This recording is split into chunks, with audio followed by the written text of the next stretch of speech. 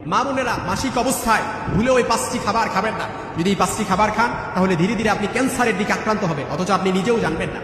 মা বোনদের জন্য পিরিয়ড হওয়া, মেনস্ট্রুয়েশনাল পিরিয়ড, এটা একেবারে স্বাভাবিক অবস্থা। আর এটা হচ্ছে যালিকা হুকমুল্লাহু ইয়াহকুমু বাইনাকুম, আর এটাই হচ্ছে আল্লাহ তাআলার বিধান। আল্লাহ তাআলা আমাদের জন্য এটা ফয়সালা করে দিয়েছেন।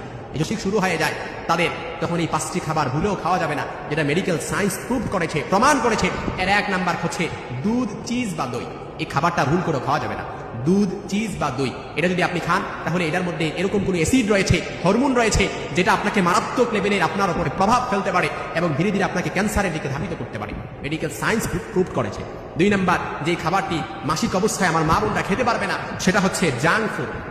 জাঙ্ক ফুড এটা এমনিতেই শরীরের পক্ষে ভালো নয়, কিন্তু মাসিকের সময় যদি এই জাঙ্ক ফুড খাওয়া হয়, এটা তো আরো বিপদ ডেকে আনবে, আরো মারাত্মক লেভেলের বিপদ ডেকে আনবে।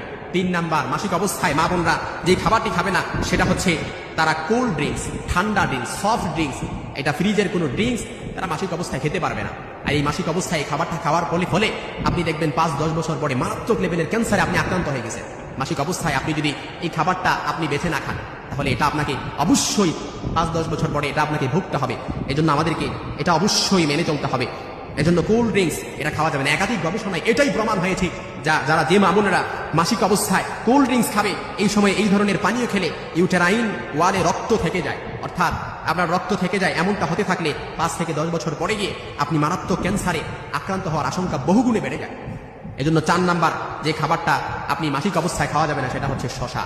এই শশা খাওয়ার ফলে আপনার দেখা যায় যে শশা খাওয়ার ফলে নানা ধরনের সমস্যা হওয়ার আশঙ্কা তখন বেড়ে যায়। শশায় উপস্থিত কিছু উপাদান এ সময় শরীরের উপর খারাপ প্রভাব ফেলে।